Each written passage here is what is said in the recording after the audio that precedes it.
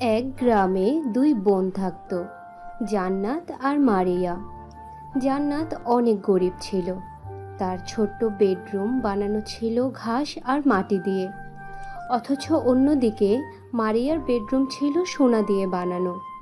তাদের দুই বোনের জীবনে ছিল বেশ দূরত্ব। জান্নাত তার পরিবারের সাথে খুব সুখে শান্তিতে বাস করত। অপরদিকে মারিয়া সোনা দানা, শপিং আর বন্ধু বান্ধবের সাথে পার্টি করেই সময় পার করত। একদিন জান্নাত তার ছেলে মেয়ের সাথে রান্নাঘরে চুলায় রুটি বানাচ্ছিল আর সবজি দিয়ে সেই রুটি তৃপ্তি করে খাচ্ছিল। তার স্বামী সুমন আর বাচ্চারা একসাথে খেলাধুলা আর খুব খুনসুটি করছিল। আম্মু, আব্বু, তোমাদের সাথে একসাথে মিলেমিশে খাবার খেতে আমার ভীষণ ভালো লাগে। হ্যাঁ আম্মু, তোমার হাতের রান্না অনেক মজার, আমার কাছে তো ভীষণ স্বাদ লাগে। কিন্তু জান্নাতের মনে আরও একটি ভাবনা ছিল। প্রায় সময়ই সে তার বোন মারিয়ার আরাম আয়েশের জীবন, স্বর্ণের বেডরুম ইত্যাদি সুখ শান্তির স্বপ্ন দেখত। সে শুধু গল্পেই শুনেছে এইসব আরাম আয়েশের জীবন নিয়ে। একদিন রাতে জান্নাত তার মনের কথাগুলো সুমনকে বলে। সুমন, মারিয়া আপু কত ভাগ্যবান, তাই না? ওর বেডরুম সোনা দিয়ে বানানো, চারদিকে ঝলমল করে। এরকমই সোনার বেডরুম তার কাছে কয়েকটাই আছে। সে কতটা আরাম আয়েশের মধ্যে থাকে জানো তো? বন্ধুরা, তোমরা তোমাদের নাম কমেন্ট বক্সে কমেন্ট করে জানাও, কারণ তোমাদের নাম দিয়েই তৈরি হবে আমাদের পরবর্তী কার্টুন ভিডিও।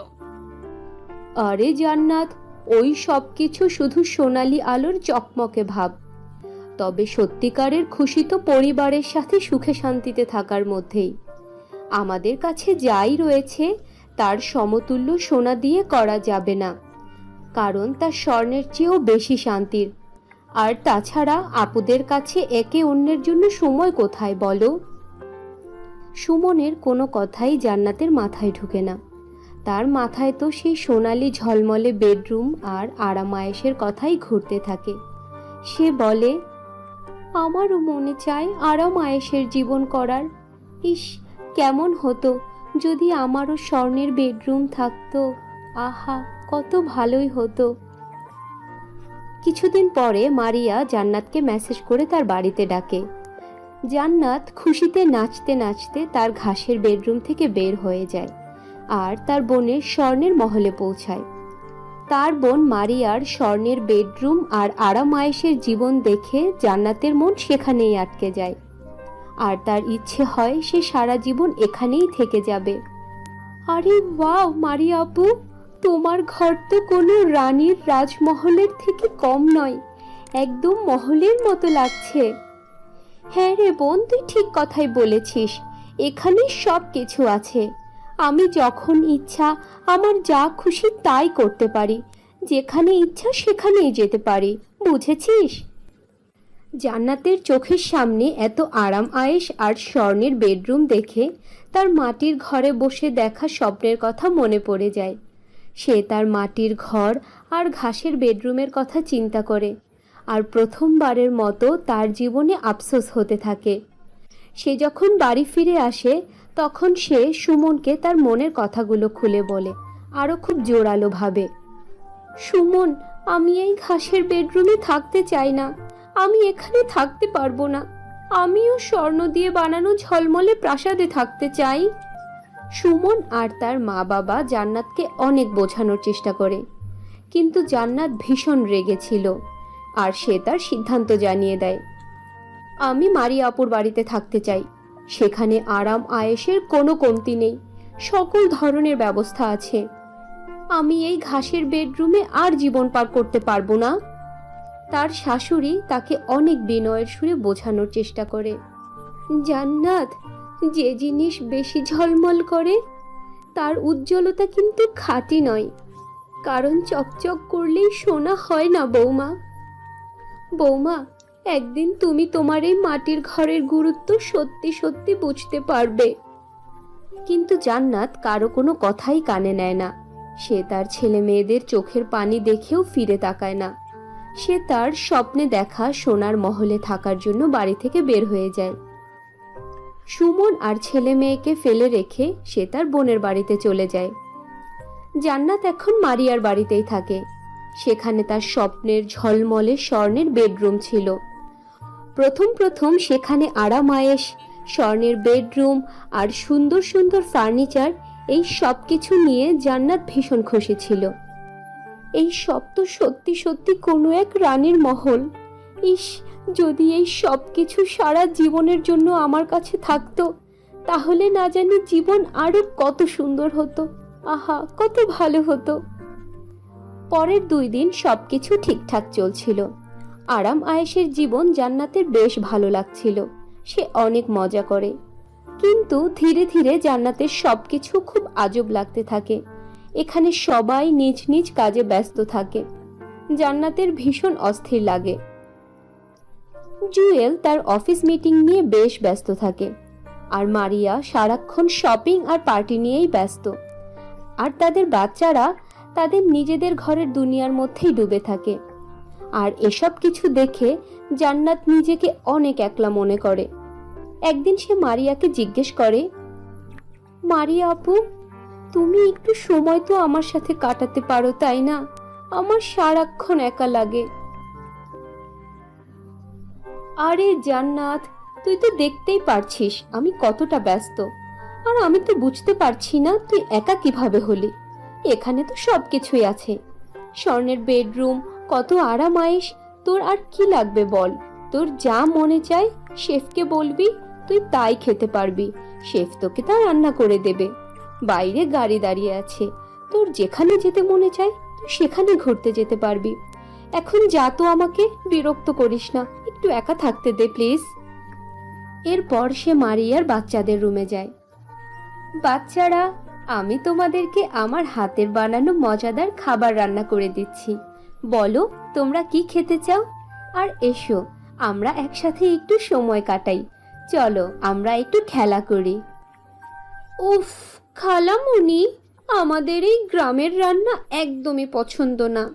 আমরা তো শুধু অনলাইনে খাবার অর্ডার করে খাই, পিৎজা, বার্গার, চাউমিন এসব। আচ্ছা খালামণি, আমরা একটু প্রাইভেসি চাই, প্লিজ এখান থেকে চলে যাও। হ্যাঁ খালামণি, তুমি যাও এখান থেকে, আমরা শেফকে বলে কিছু একটা খেয়ে নিব নে। বাচ্চাদের কথা শুনে জান্নাত একদম চুপসে যায়, কিন্তু তার মন ভীষণ খারাপ হয়ে যায়। সোনার ঝলমলে বেডরুম তার জীবন বদলে দিবে, কিন্তু জান্নাতের কাছে এখন মনে হতে থাকে সে খুব একা হয়ে পড়েছে। জান্নাতের আপনজনেরা সবাই সারাক্ষণ যার যার কাজ নিয়ে ব্যস্ত থাকে। তার সাথে কথা বলার জন্য কেউ নেই। রাতের বেলা সে তার ঝলমলে স্বর্ণের বেডরুমে বসেছিল, আর বসে বসে সে তার মাটির ঘরের কথা চিন্তা করতে থাকে। সুমন আর বাচ্চাদের সাথে কাটানো ছোট ছোট সুন্দর মুহূর্তগুলোর কথা জান্নাতের মনে পড়ে যায়। কিন্তু সেই সব স্মৃতি মনে পড়ে গেলে জান্নাতের মন কষ্টে ভারী হয়ে ওঠে, আর তার চোখ দিয়ে পানি পড়তে থাকে। কি শোনা এই কাজের, এত আরামায়েশ কিসের জন্য, যেখানে আমার আপনজনেরা কেউ আমার পাশে নেই।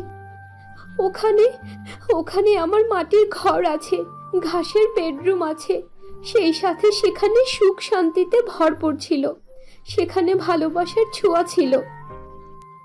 বন্ধুরা, তোমরা তোমাদের নাম কমেন্ট বক্সে কমেন্ট করে জানাও, কারণ তোমাদের নাম দিয়েই তৈরি হবে আমাদের পরবর্তী কার্টুন ভিডিও। একদিন জান্নাত তার বোনের শাশুড়িকে বলে, এখানে সবাই ব্যস্ত কেন? আমরা যখন সবাই একসাথে মিলেমিশে থাকি, সবাই একসাথে আনন্দের সময় কাটাই, তখনই তা সত্যিকারের স্বর্ণের মতো ঝলমল করতে থাকে। কিন্তু এখানে তো সবাই নিজেকে নিয়েই ব্যস্ত। জান্নাত যখন মারিয়া শাশুড়ির সাথে এই কথাগুলো বলছিল, মারিয়া কথাগুলো শুনে ভীষণ চুপ হয়ে যায়, তার মন গলে যায়। কিন্তু সে তার অভ্যাসের জন্য কখনোই পরিবারের সাথে সময় কাটানোর কথা চিন্তাও করেনি। কিন্তু সে তার বিলাসিতার জীবনযাপনের জন্য কখনো পরিবারের সাথে সময় কাটানোর কথা চিন্তাও করেনি। কিছুদিন পরে জান্নাত তার একলা জীবন নিয়ে বিরক্ত হয়ে তার মাটির ঘরেই ফিরে যাওয়ার সিদ্ধান্ত নেয়। সে তার নিজের ভুল বুঝতে পারে আর সুমন আর বাচ্চাদের কাছে ফিরে আসে। বাড়িতে ফিরেই জান্নাত তার স্বামী সুমন, বাচ্চা আর শ্বশুর শাশুড়ির কাছে ক্ষমা চায়। আমাকে তোমরা ক্ষমা করে দাও।